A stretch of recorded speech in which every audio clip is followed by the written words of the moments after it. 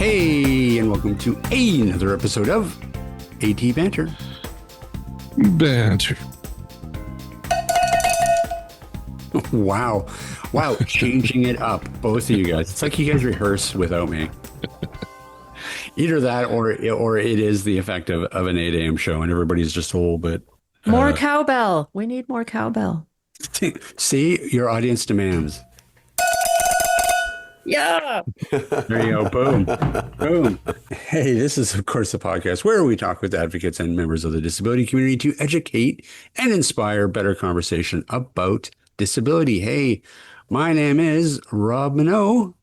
I'm surprised I got that right. And hey, joining me today at this fine hour, Mr. Ryan Fleury. Yeah, I'm a little surprised you got that right, too. Yeah, okay, whatever. And hey, look who else it is in his pajamas, Mr. Steve Barkley. Where? There, in his pajamas. From probably recording from his bed. I don't see him.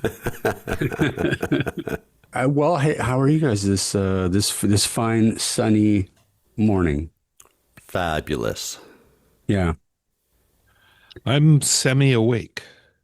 Yeah, are you guys finding it's getting too hot? Like, has the heat affected you yet? I set up air conditioners yesterday. Yeah, I think it's going to be a hot summer. It's supposed to break on Thursday, I believe, and get cooler again. Oh, is it? Yeah. I don't know. Whenever I saw the alarming phrase that you never want to see, which on your weather app, which is extreme weather event warning. Really? Everything's extreme. Well, actually, no. Now, I'm though. sorry. It wasn't. No, sorry. It wasn't extreme. It was just a weather event, which is bad enough. Well, anyways, we've talked about the weather. We have. It's too bad Liz isn't here, actually, because I want a hockey update, because I have a feeling that You're inching closer. I'm going to be dancing around in a victory dance soon. Steve can probably not update you. not the way they played last night. Oh, really? Uh-oh. Yeah, 6-1. Ooh. They got man. spanked.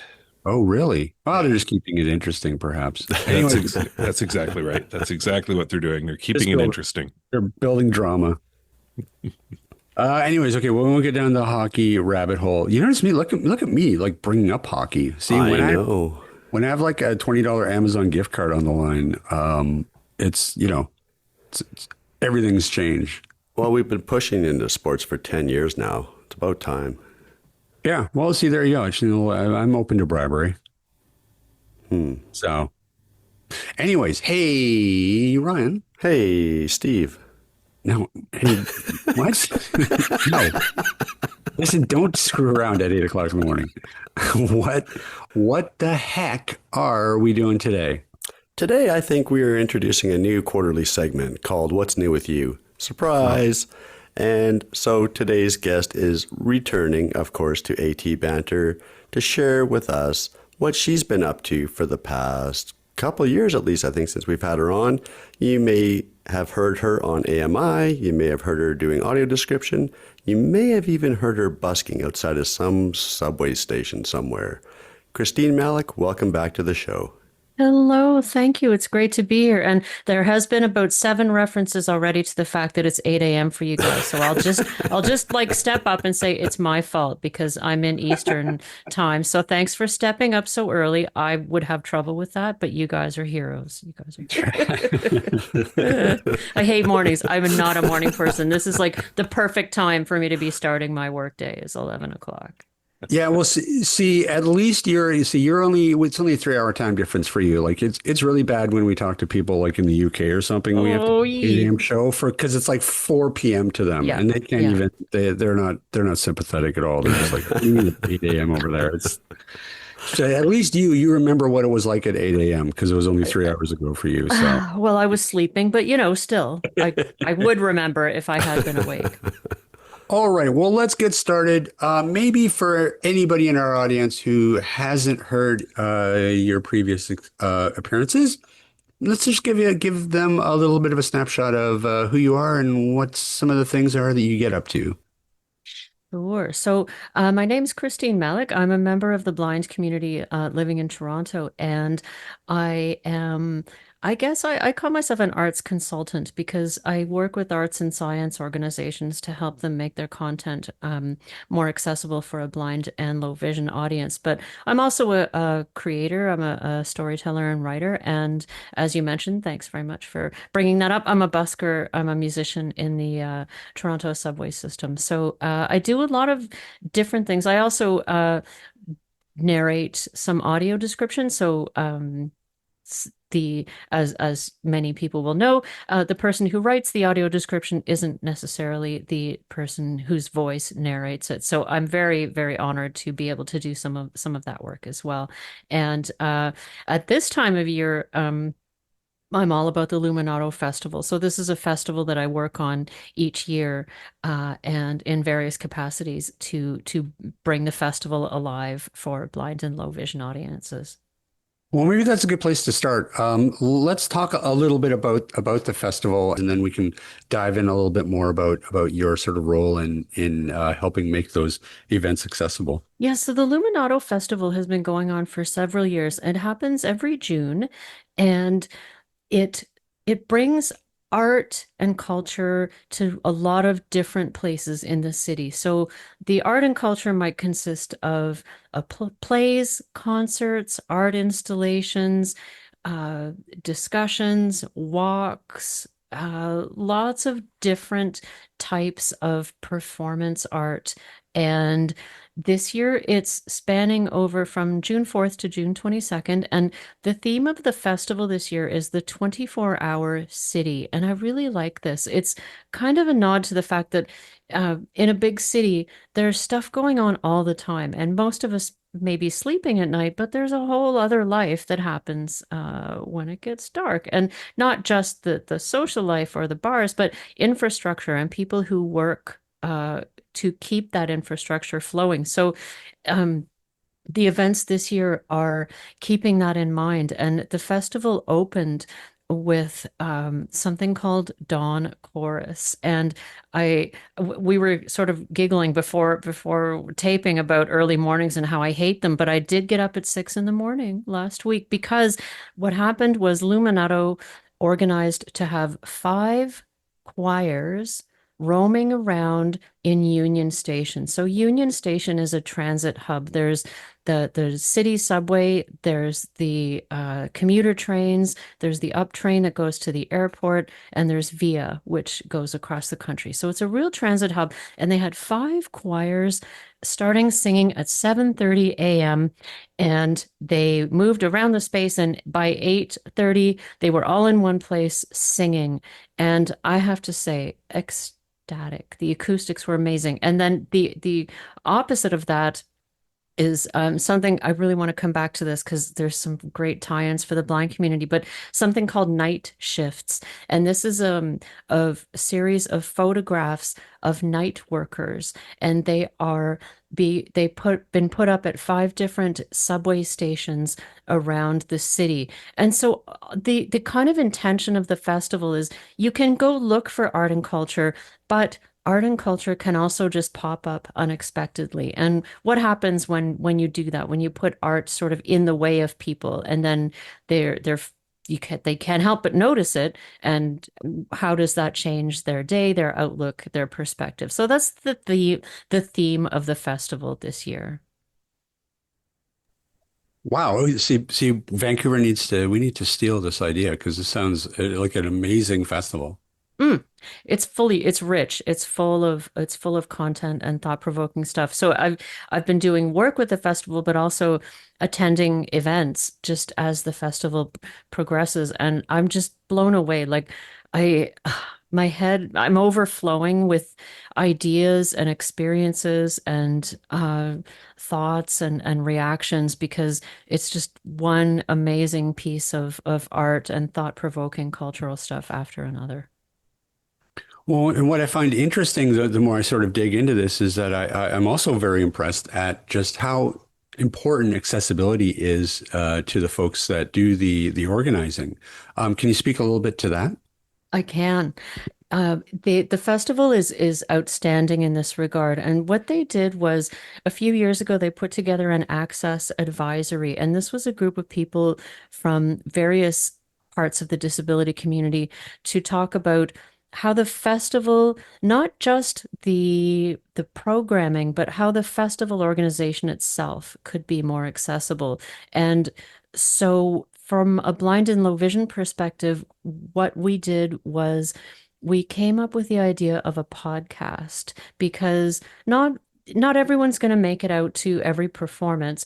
And even if a performance is audio described, there's always more. There's always more to talk about. There's a deeper dive to take. And some of the stuff is just not going to be accessible. So, for example, this with night shifts, what we did was so there's these photographs up in the transit system.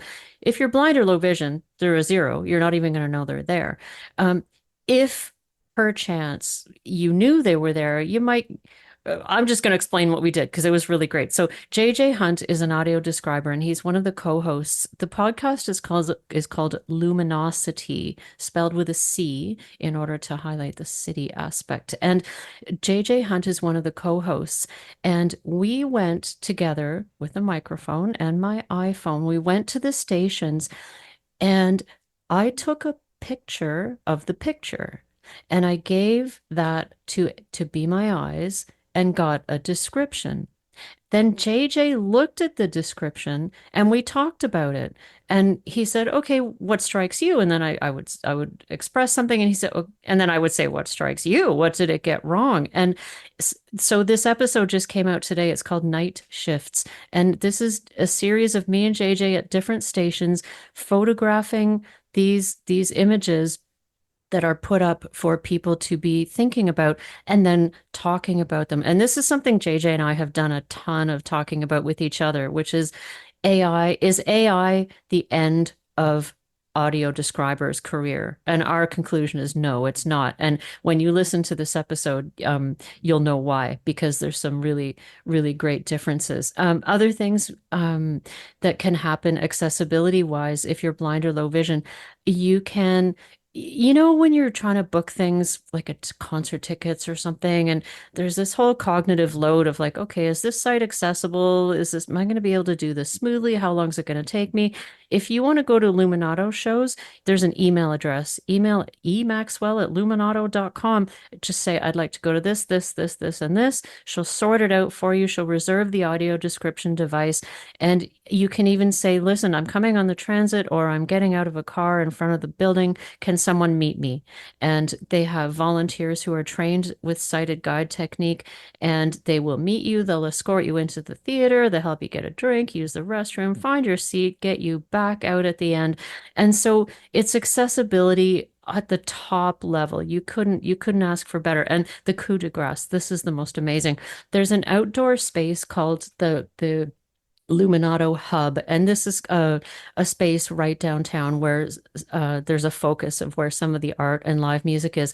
If you want to go there on your own, which I'm going to do, I do this every year, I pick a time, I let Emily know, and they arrange a whisper guide. And this means that someone will meet me at wherever I say, like I'm getting off at this station, whatever, and they will just walk with me through the space. They'll describe what's happening. There'll be a sighted guide for me. If I want to check out the food trucks, if I want to have a seat and have a drink and listen to some music for a while, they're just my guide for the experience. And I've never had that level of independence where I could just decide, I want to go on my own. And it's not that I crave to go places on my own, but sometimes you just social stuff, you usually want to go with friends or whatever, but it's incredible to have this opportunity where I can just go and have a guide set up and have an independent experience if I choose. So I've been a consultant on some of this stuff, but my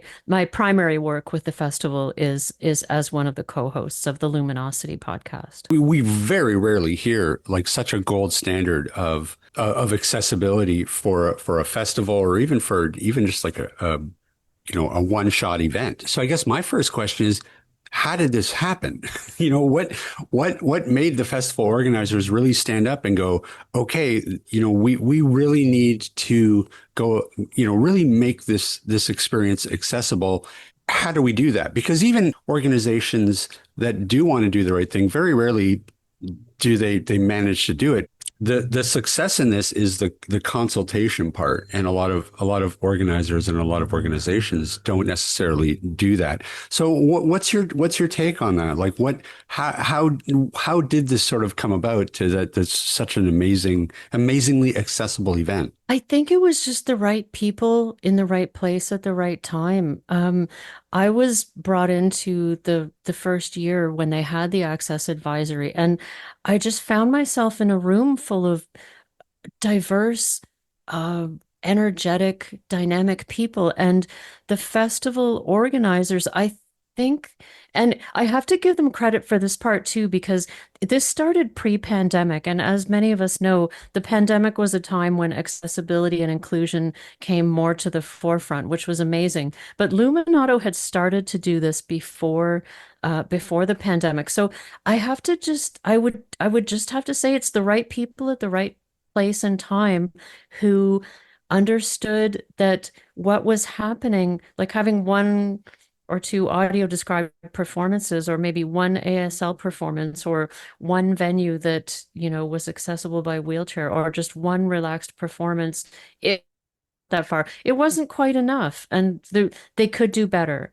And so I think there was just the right people who had the will, and they gathered more of the right people who were great advocates for accessibility and inclusion. If only the entire province of Ontario could take a note Ah. from these people, because it is, and it is so rare, and we do need to call out lack of accessibility when it happens, but we also really need to scream from the rafters when somebody does it right. Yes, yes. And one of the things that happens, and especially in the podcast is where you see this, is that not only is it, the events themselves are accessible, but the ideas become accessible. And this happens in a couple of ways. One of them is, mm, okay, so one episode this that I was tasked with this year was about rainbows. There's an art installation that has a heavy theme of rainbows, and it's not a nod to queer pride so much as it's a talking about how our brains react. How can we achieve a state of peace and serenity in our brains? And this Hiromi Tango, the artist, feels that for her, one way is the visual cortex and rainbows. So I got to talk with her and say, I didn't have to pretend I was, a CBC neutral reporter or something. I could just be myself and say, okay, so I'm blind. Describe a rainbow to me. How does that make you feel? What other ways do you think you could feel the same way without the rainbow, without being sight centered? And so that is one way that we get to expand the idea of accessible arts is not only the piece itself is being described by JJ Hunt, and he's also leading a guided walk through all three of her installations. But then there's this podcast where if you're blind, you can dive in and start thinking about how can I make sense of this? How can I make sense of this piece? And what it does is it gives us as a community a voice and a place at the table, but it also expands the conversation to, firstly, to other podcast listeners who are experiencing an idea from a different perspective. But it's also a case where so many times I hear this from people that we interview. They say, I've never been asked that before. And it's because usually when they're interviewed, it's by able-bodied sighted people, and they get sort of the same flotilla of questions, and that's fine. But it's expanding the perspective that you look at art from. And my new tagline this year is that it's sort of doing what art is meant to do, which is exactly that, sort of expand the perspective, the place from which we can understand art. And I would say for me, I mean, going to a show with audio description, having a guide is incredibly empowering. But even more empowering is to approach an artist or a producer as myself, as a blind person, and ask the questions that I really want to ask, not just, so what inspired you to do this work? I mean, that's an important question, but okay, how can I experience a rainbow? Like the thing that you experience when you look at a rainbow, how work with me and let's think about how someone who is not sighted could experience that. So it's accessibility in a really deep way. I would think that it must be kind of exciting for the artists because it's almost like an additional medium that they're working in. Like they're having this whole community engaging with their work on a completely different level. And so as an artist, I would imagine that can be fairly exciting. Their reactions are genuinely, I I'll just say it. My benchmark is, can I make them cry? So and I have achieved it a couple of times. I was so a few years ago, I interviewed Edward Bertinsky, who's a very well-known photographer, and he photographs the natural world and the effects that human civilization has on the natural world. And he's so well known that he didn't attend the production meeting himself. He had a couple of staff people who were, and so I had submitted my questions ahead of time, and we're in the production meeting.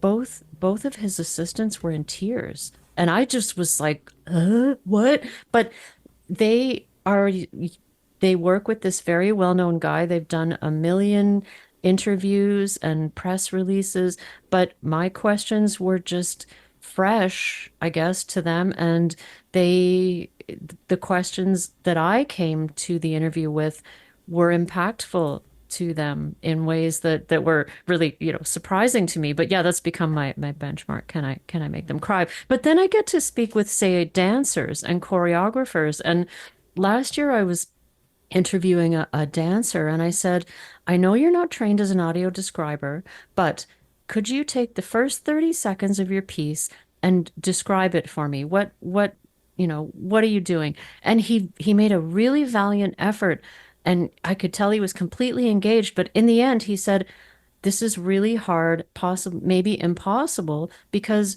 if I could put it into words, I'd be a poet.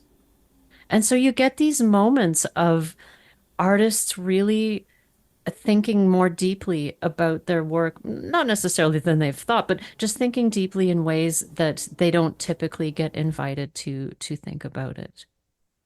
So since they've sort of brought in the Accessibility Council and they've made all these changes, what's kind of been the response from your vantage point from the community? Have people really, get excited about this festival every year?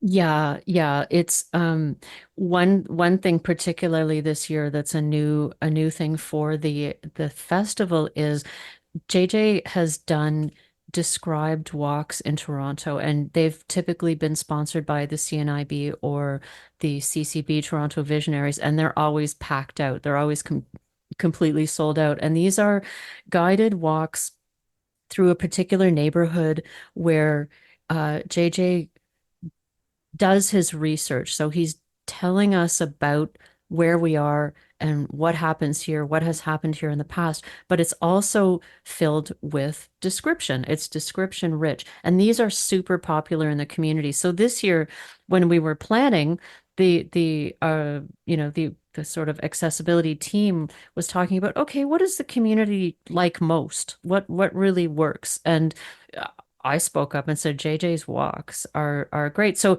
now there are three described walks as part of the festival. So there's one that's happening in a cemetery, one that is happening to guide people through the rainbow art installations, and then one that's happening at Harborfront to talk about the sort of live events going on there. And so it's an example of the festival really listening to the community and finding out what is it that's the most popular thing? What do people really, really be interested in? And there's a great turnout for that. So yeah, the described walks could turn out to be the accessibility hit of the festival. See, that's so amazing. And as you're describing all this, my mind is kind of blown. We've been talking recently about a lot of the city districts here in Vancouver and how they all are supposed to have as deemed by new accessibility legislation. Everybody's supposed to have these accessibility councils.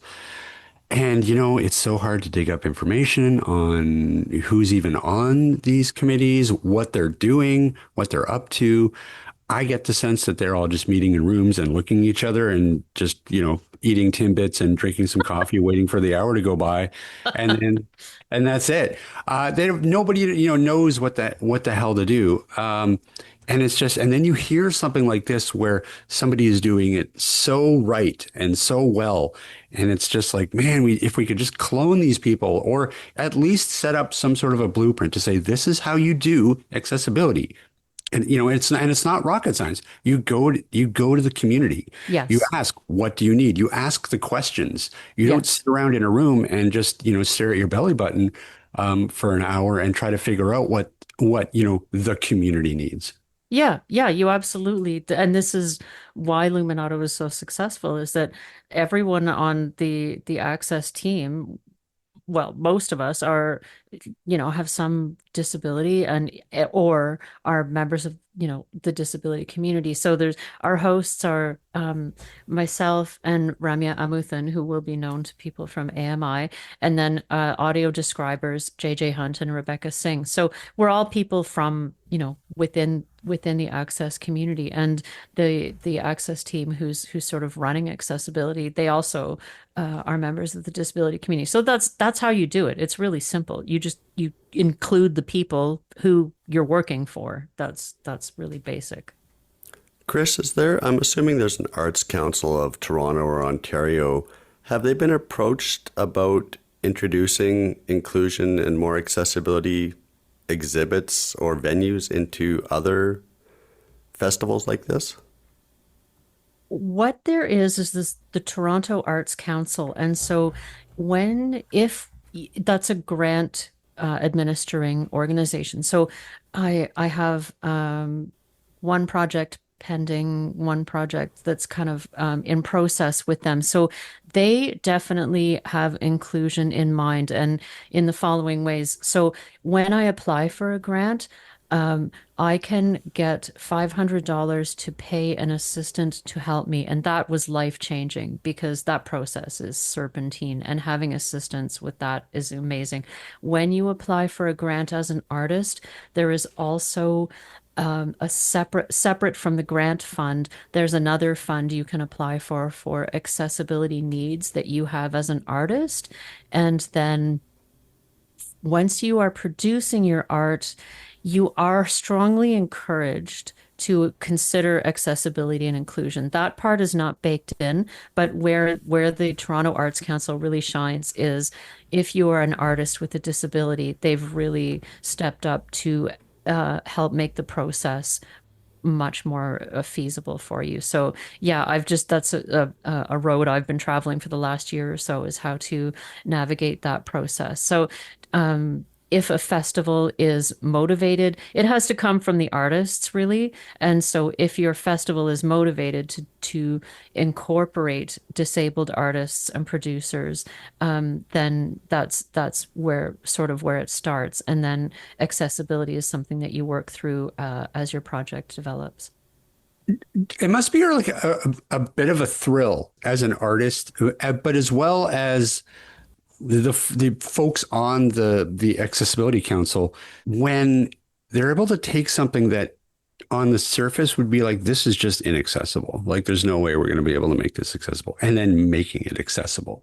Yes, yes, yes. And we talk about this, especially JJ and I, because we're colleagues on several other things, and we just talk a lot. And he talks about this, and it's especially in a way, I think maybe there's a way in which he finds it even more satisfying because he's a sighted guy who's been spending his whole career trying to do this. And I think as that person, when you land in an organization that's really willing to listen and work with you and listen to the community, he's finding his work way more satisfying in the last few years than he ever has because of this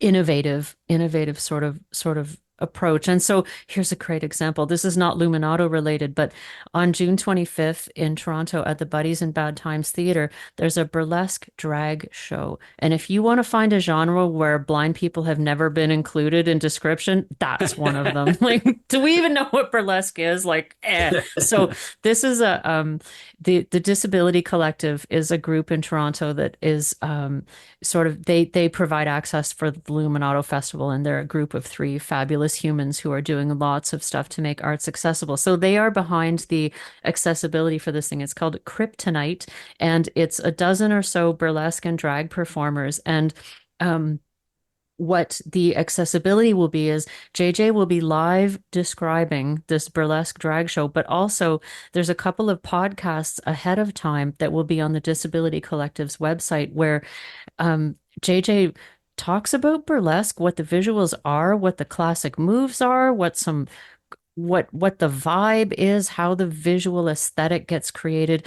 And then he and I interview one of the burlesque performers from a blindness perspective. Like, okay, describe your costume.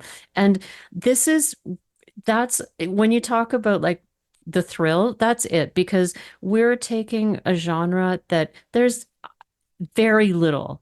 I think in Britain, there's been a couple of described burlesque shows, but very, very uncommon. And so it's extremely innovative. And it's this moment where our community has never had access to this before. And so here's JJ ready to describe and myself consulting on what do I need to know? What do I not know? And so for JJ, consulting with me is essential or someone from the blind community is essential because as a sighted person, there's so many aspects of burlesque that even if you don't give a crap about burlesque, you've seen it. You know what a fan dance is, or all of these things that you've just seen in popular culture. I didn't know what a fan dance was. And so there's a ton of visual language and just visual aesthetics that I don't know anything about. And so this is totally new ground. And yeah, it's pretty great to be on the ground floor of something like that.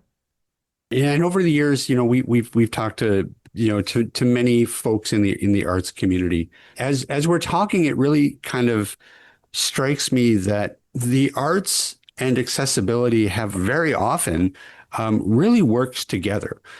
And I'm wondering, what's the difference between the arts and, I don't know, city governments? Like why can't we take the blueprint that arts festivals and or arts related organizations have been doing for years and transpose that onto city planning? Yes, I do have thoughts.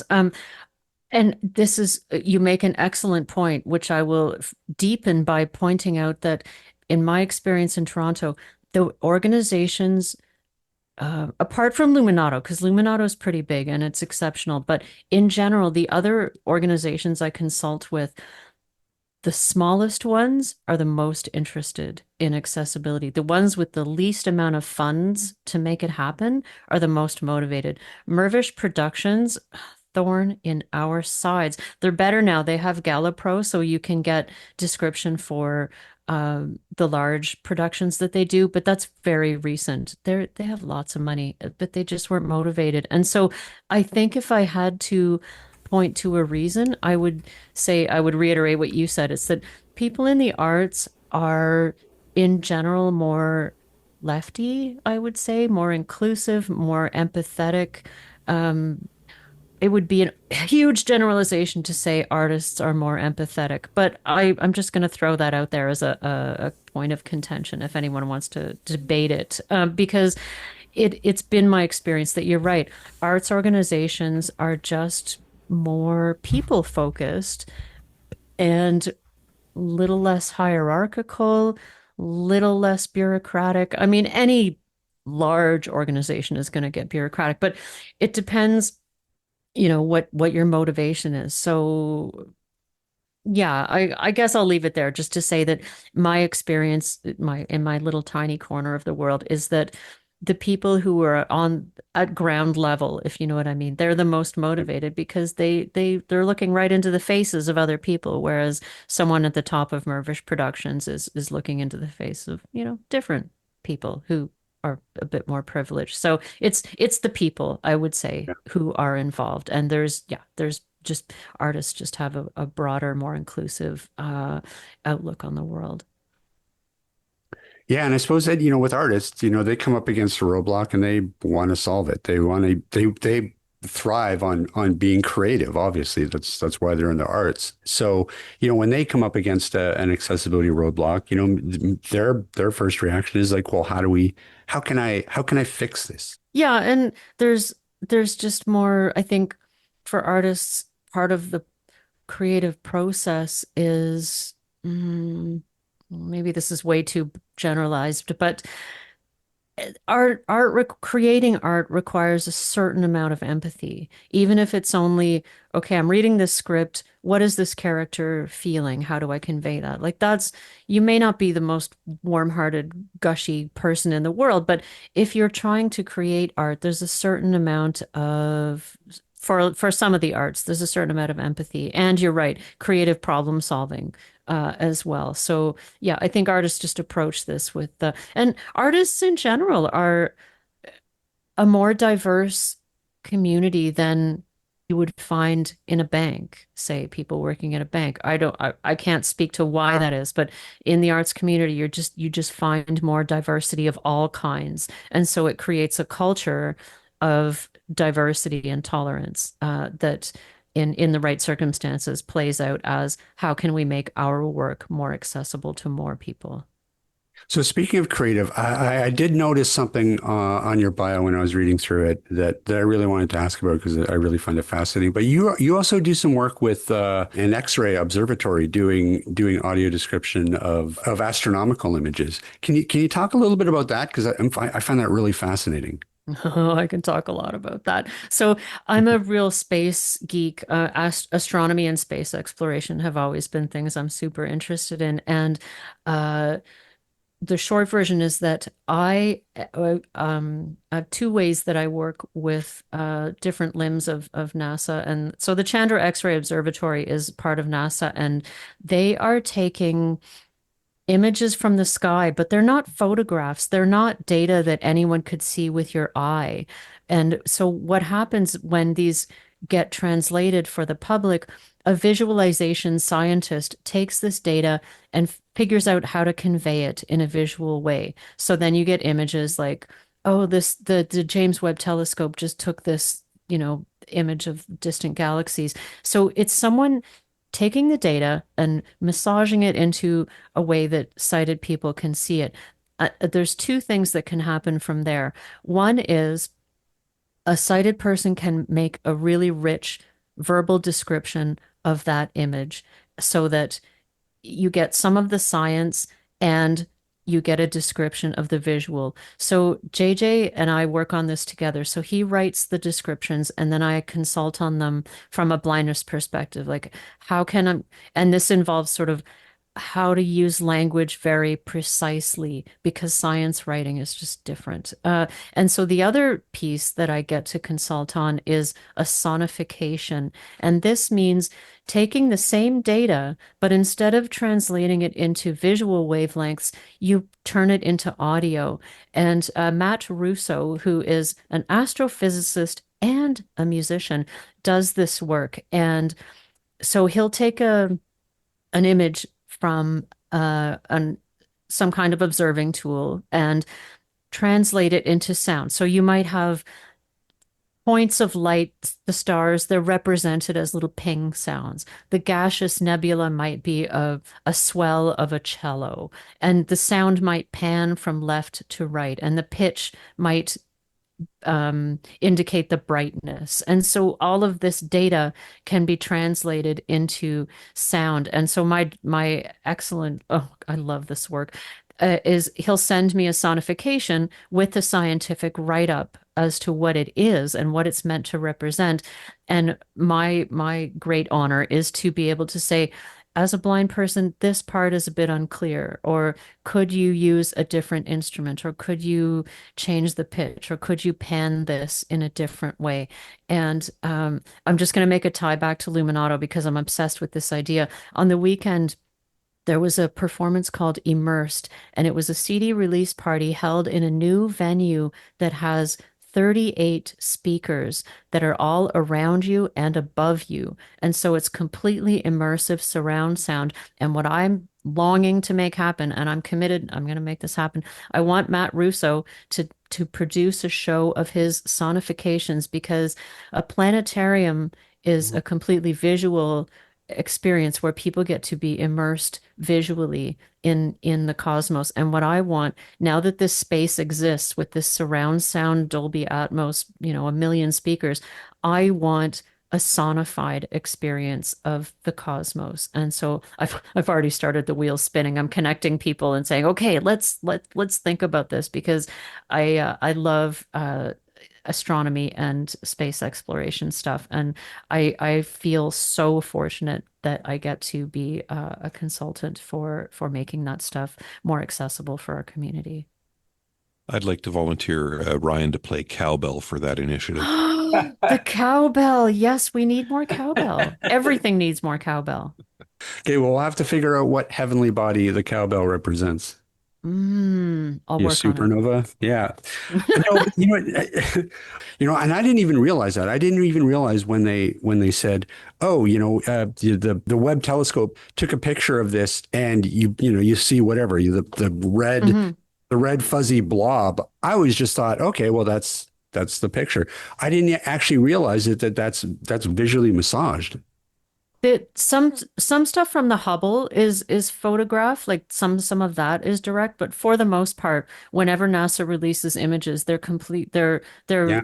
curated. And I'm not saying they're not accurate, but they're completely curated. They're taking data and transforming it into wavelengths and that's perfectly, valid. It's still the valid data, but it's not the data the instrument is sending back. That's being manipulated to be perceivable by the senses. And visualization, because most people are sighted, that's how it's always been done, is in Right. images. But you can also, and it's shockingly popular. The sonifications were initially done for the blind and low vision community, but they went viral, and Yeah. everyone involved with the project was shocked at how popular these images are. Because lots of people, they may have sight, but they like to center other senses as well.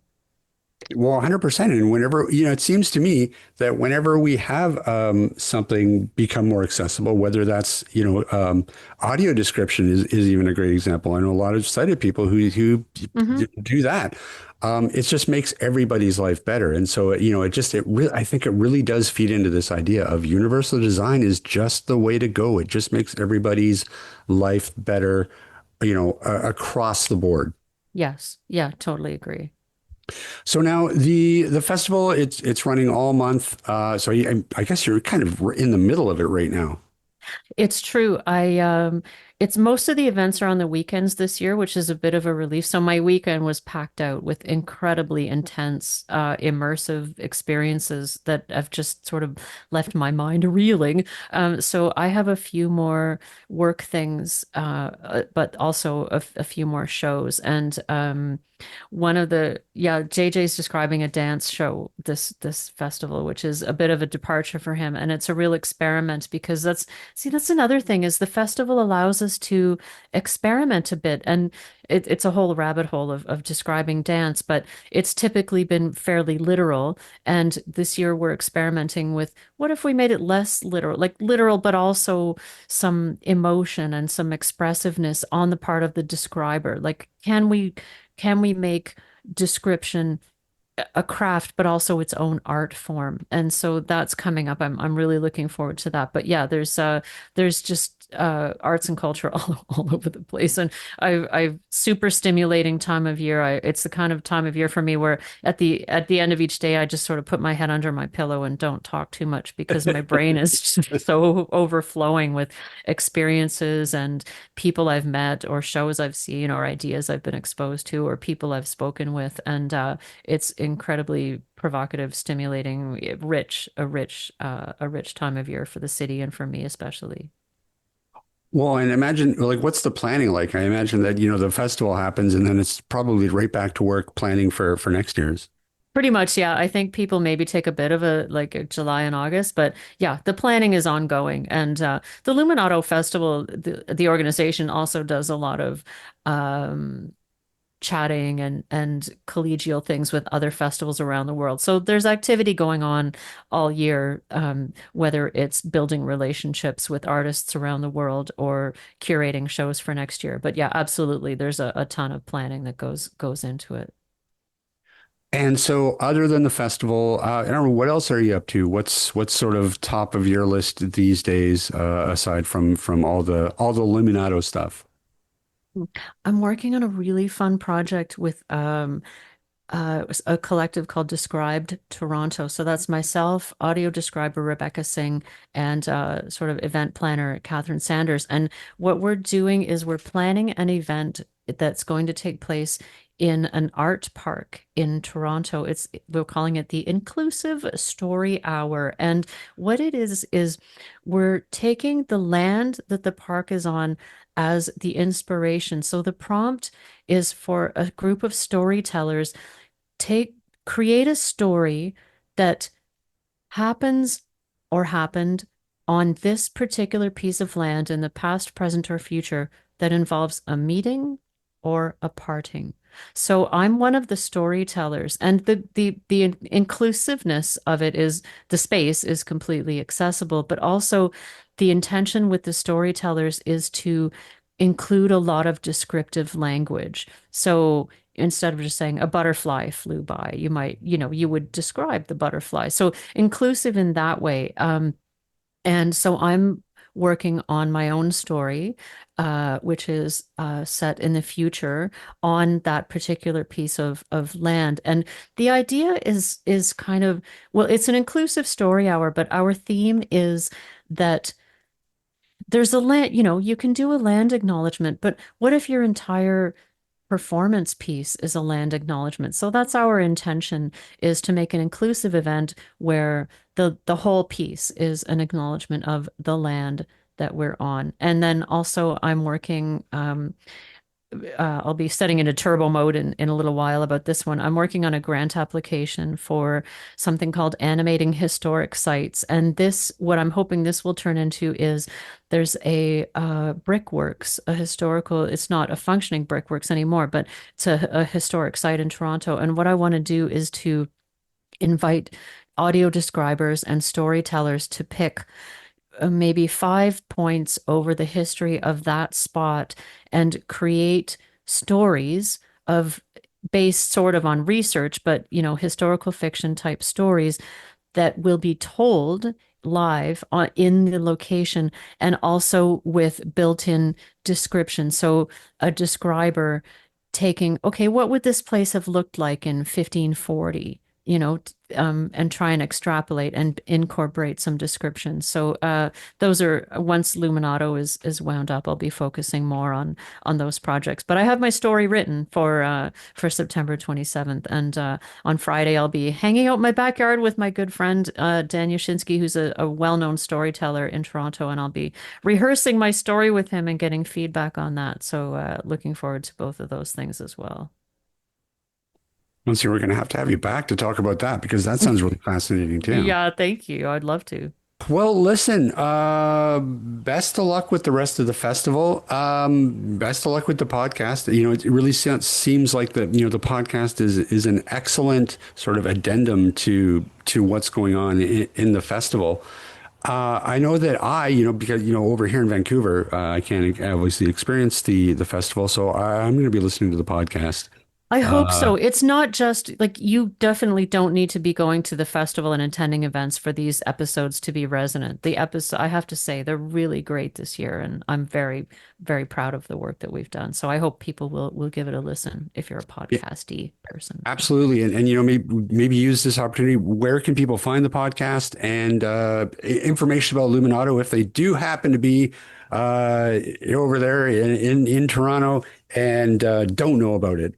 Yeah, so the Luminato Festival, it's luminatofestival.com. The podcast, again, is called Luminosity, so I'll spell it. It's Luminosity.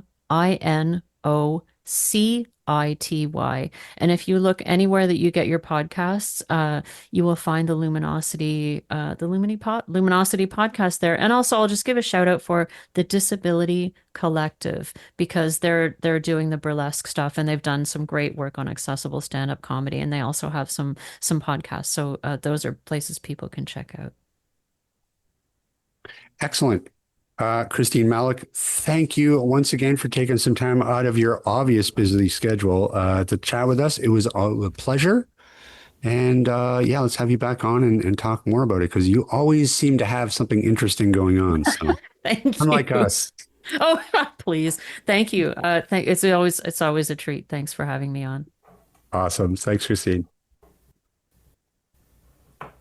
And this will air. I think let's flip this. Let's get this out next week. Okay. Yeah, this will be out next week. So we'll, yeah, exactly during the festival. So Yeah. Fabulous. Thank you. no worries. And we'll send you a link and feel free to do whatever you like with I it. sure Yeah. will. Thanks so seriously, much. best of luck. And you're up to, you've already inspired me to like, a dozen things. I'm just like, we need to do that over here. We need to do that over here. Who do I talk to? Yeah, right on. Well, you're hooked up with Vocali, I know that. So Yes. they're the starting point. Yeah, that's but true. if you're interested in space stuff, check out a website called System Sounds. That's Matt Russo's website or the Chandra Observatory, but that's where you can find the space stuff. System sounds. Okay. Yeah. put that in the show notes too, Rob. I will. Yeah, I just wrote it down. Amazing. Thank you. Excellent. All right, Christine. All right. Thanks again and best of luck. And we'll talk Okay. soon. Okay, bye. Thanks, Chris. Bye. That is so cool. Sonification that's fascinating. That could be the backing track to my next song. That could be the new intro to AT Banter. Yeah, we'll just ask. You always want to change the music. Yeah, I do. We'll just have to ask him permission to use it. So. Well, there you go. We don't need. We'll the sound of Beetlejuice. You can't trademark that. You can't copyright strike us for that. Oh man, no, that's so cool. We need something like that Luminato Festival here. Well, in we Vancouver. may have something. We just don't talk to Vocali often enough, right? Because they're always doing something in the city. You look at their website; they're busy. That's true. Vocali does incredible work. But I think that the organizers of these festivals, they need to do something like the Luminato Festival has done. And obviously engage with Vocali and get their input. I think that that's the real key to any of this this accessibility success goes back to, again, engaging with the community and asking the questions. What do you need? How can we make this better? Instead of just a bunch of able-bodied guys sitting around trying to figure it out. That's what my sense of it, anyways. Now it sounds like you've got it figured out. Yeah, there you go. Put me in charge. Yeah, get on with it. Yeah, you go, Rob. You got two cups of coffee. You're ready. There you go. No, but very cool. Yeah, I mean, I know we have festivals, like we have the Fringe Festival and we have a couple film festivals. And we have a lot of, we have a bunch of like little weekend things here and there. But I don't know if we have a month-long festival like that. Do we? I don't know. I don't think so. I mean, how long have we all lived in Vancouver? And if we don't know about a month-long arts festival, I'm pretty sure it doesn't exist. Yeah, but I don't leave that my out of the house. loop. Yeah, we've got the Fringe Festival, but that's theater. Right. Right. Which I know Vocali, I think they do a lot of work during the Fringe Festival for sure. But very cool. Well, geez, if only the province of Ontario took some notes, maybe they would have met that 2025 deadline of making the province accessible. So, well, anything else to say about anything? Nope. Nope. Okay, so I want to go right just back, Steve. Can you tell me about the Edmonton Oilers and what they got? So where are we at with the series, as they call it? Okay, so it's a best of 7 series. So Edmonton has won 1 game, and not Boston, Florida has won 2 games. So Edmonton's behind, Uh-oh. and they need a win, I see. Okay. All right. Well, so there you go. preferably 3. All right. Well, I guess I can't spend that $20 yet. You'll know No, next week. not yet. Yeah. Okay. All right. It'll Good to all be know. over by next show. Will it? Okay. I think So so. that'll be good because we'll have Liz here to either gloat or, well, actually, she won't be gloating because I think she loses, like, she's probably below everybody because I think all her teams got knocked out pretty early. Yeah, I think you won. You were in the lead. No matter what. If you take it all, you win. You beat ChatGPT. Yeah, that's right. You beat Artie, right? Yeah, that's right. So, well, we'll see. Yep. We will see. All right. Well, then I guess we should get out of here and Yep. That's going to about do it for this week. That's in flurry. go. Do I play the cowbell? Got stuff to do. Let's go. And hey, Ryan. Yeah, Rob. Where can people find us? I don't know. Steve, where can people find us? They can email us if they want. They can email at us at cowbell@atbanter.com. They can also find us on Facebook and Instagram and Mastodon. Man, Flurry's really screwing with me. Or wherever you listen to podcasts. That's right. And with that is going to about do it for us this week. Big thanks, of course, to Christine for joining us. And we will see everybody next week. This podcast has been brought to you by Canadian Assistive Technology, providing low vision and blindness solutions, as well as physical access solutions and augmentative communication aids across Canada. Find us online at www.canastech.com, or if you're in the Vancouver Lower Mainland, visit our storefront at number 106 828 West 8th Avenue in Vancouver. That's 1 block off Broadway at Willow. You can reach us by phone toll-free at 1-844-795-8324 or by email at sales@canastech.com.